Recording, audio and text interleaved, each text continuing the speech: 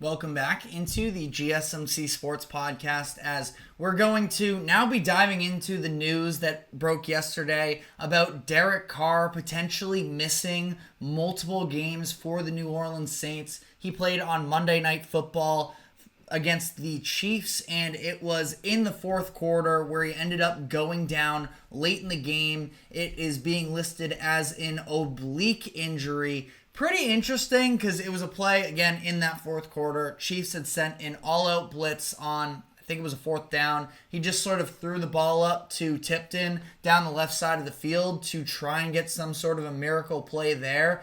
And, I mean, there was definitely contact.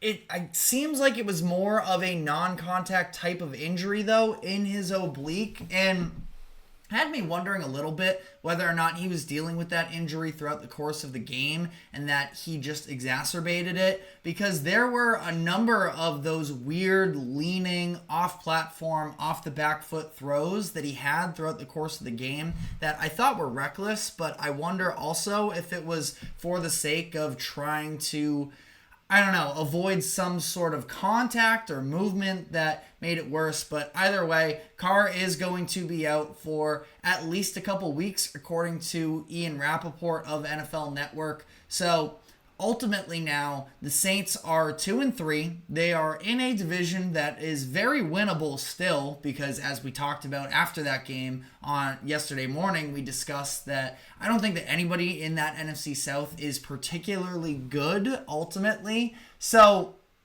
you know, you have the Buccaneers and the Falcons both at 3-2. The Saints are at 2-3, and then Panthers, of course, exist. But, you know, either way, none of those teams move me all too much. So the Saints are very much still in this conversation. That being said, though, interesting decision here coming up, because coming out of that Kansas City game, they decided to put in Jake Haener to take over for Derek Carr, and he really didn't provide much optimism whatsoever in that game. Completed just 2 of 7 passes, and it sounds like the Saints are leaning towards going with rookie quarterback Spencer Rattler to take over, at least in the time being. And this is a bit of, I wouldn't say it's a massive surprise necessarily, because Spencer Rattler is somebody that has upside at the end of the day, was a 5th round pick for the Saints. I think I said 6th round earlier in the show, but 5th round draft pick, and he's been a very polarizing player for years now, going back to high school when he was on the show QB1 and he showed those terrible leadership skills. And, you know, I wouldn't bring it up necessarily, but also then during the draft process, I guess a lot of general managers were sort of skeeved out by the fact that he had that on tape. So fair or not, there is a bit of a polarizing, you know, reputation surrounding Rattler. The high-end talent is there. He is able to, you know, he's athletic enough to make plays with his legs. He has a pretty big arm and some special arm talent, but turnovers definitely a big part of his overall makeup here. He led the SEC in interceptions in 2022 when he was with South Carolina. But I think that, you know, you also look at him in his sophomore season, or I guess technically it would have been his true freshman season with Oklahoma in 2020, where he led the Big 12 in passing yards, passing touchdowns, a number of, you know, big-time important stats. So, again, polarizing prospect. Now he steps into this Saints offense that, I keep in mind, I don't think that there is all that much potential for him taking over the quarterback position, but with the Saints on a little bit of a disappointing streak here through these past 3 weeks, losing all 3 in the offense, looking mediocre at best, that I think it's fair to at least raise the question of what happens if Spencer Rattler does show up for the Saints, because The Saints, like I mentioned, I don't think that they have great depth necessarily, but they do have weapons. Chris Olave is one of the top wide receivers in the NFL, somebody who can get it done with just finding a way open. I know he struggled this past weekend against the Chiefs, matched up against Trent McDuffie. That is a very tough matchup. Chris Olave, the majority of the time, though, is going to get himself open and is going to give Rattler opportunities for, 5-yard, 10-yard, 15-yard completions down the field, that he's an option for them. Ideally, the Saints can develop more of a rushing attack once again. I believe that Ruiz, their starting offensive guard, at least has a possibility of returning at some point. It was Eric McCoy was put on IR, I believe, expected to miss about 6 to 8 weeks, I think is what I saw from the initial timeline. Cesar Ruiz, their starting offensive guard, he isn't on IR, I believe, so maybe he could find a way to get back in, which would be huge, because really the point that I'm getting at here is the Saints need to be able to reestablish the run. That's what was working for them so well in the first couple weeks. Helped them set up play action passes downfield, where Carr did a lot of his damage there. And Kamara hasn't been bad these past few weeks. I mean, you look at 87 rushing yards against the Eagles, 77 rushing yards against the Falcons. So it's not like it's gone away altogether, but it hasn't been quite as threatening of an attack, and I think it's really hurt the passing game as well, because Derek Carr is somebody who thrives so much off of play action that, you look at the way that the Saints were able to move the ball on the ground a little bit more those first couple weeks, and that they were just punching opposing players in the mouth essentially in the trenches there. And since they haven't been able to do that since, it's put more pressure on Derek Carr, and we've gotten a little bit more of an erratic version of him. Now you have Spencer Rattler, who I do think has erratic tendencies at time, where he does have this history of being turnover prone going back to college.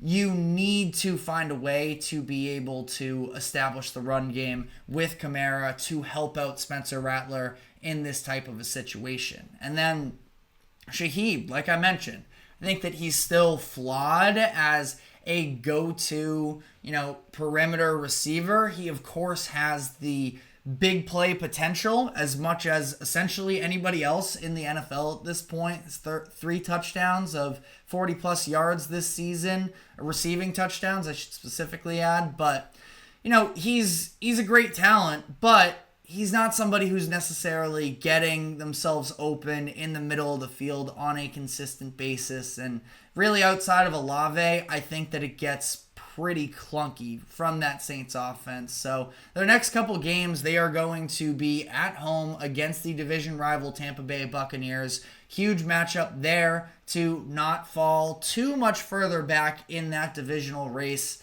The Buccaneers are definitely going to be favored in this game. I'm sure there are betting lines somewhere out there right now where, it looks like on ESPN Bet, the Buccaneers are 3.5-point favorites. And then it's a very interesting Thursday night football game against the Denver Broncos, where it's a little Sean Payton revenge game. He's probably been, looking ahead to this date on the calendar a little bit closer than some of these other ones. So you feel like he's probably going to be prepared. And now all of a sudden he has a defense that is playing like at minimum a top 10, probably a top 5 defense in the league through the first 5 weeks of the season. So, neither one of those are easy games for Rattler to sort of jump into the fire. Now, he's sort of been there, at least to some degree, before, especially those final seasons at South Carolina, where, he was just kind of the entire attraction and the show there. But we will see. I don't feel great about the Saints. I did the panic meter yesterday, which for those of you who don't watch frequently here with us, on a scale of 1 to 10, 1 being not worried, 10 being hitting the panic button. We usually talk about some of the teams that lost from this past weekend. I had the Saints at a 4 just because of the fact that this is still a very manageable division. But now with this Derek Carr news, I do feel that much more worried about the Saints. Now, I'm not ready to write them off because, again, everybody in this division is sort of a good, not great team, and good might even be a little bit generous to some of those, top three teams, where I just have a hard time really placing a finger on, out of the Bucks, Falcons, and Saints, who is actually, the front runner in this division. I think it's total crapshoot, to be honest with you. So, I'm not ready to count out the Saints by any means, but things could sort of start to spiral for them if they don't get this back on track. For as much credit as Kubiak was given through the first 2 weeks of, they put up 47 against the Panthers and then 44 against the Cowboys. Can this be one of the elite offenses in the NFL? The answer definitely appears to be no at this current point. And I feel like there are ways to at least get back on track to some degree. But, this is not an organization right now or an infrastructure with their roster. Like, again, I think they're fine. I think they have talent on both sides of the ball. But I don't know if I can fully get there with this team. I think that they are probably destined for another, just below 500 season. I think they finished last season 9-8, so shouldn't say another like that. They did finish 9-8, but I feel like this is just sort of another huge hit. The fact that Derek Carr is out, another huge hit to this Saints organization, and I think it's going to look really rough for Spencer Rattler out of the gates. We saw that with a number of the other quarterbacks that, looked pretty good in preseason, like a Bo Nix and like a Caleb Williams, where it took a little bit of time to get their footing. Now they're doing better.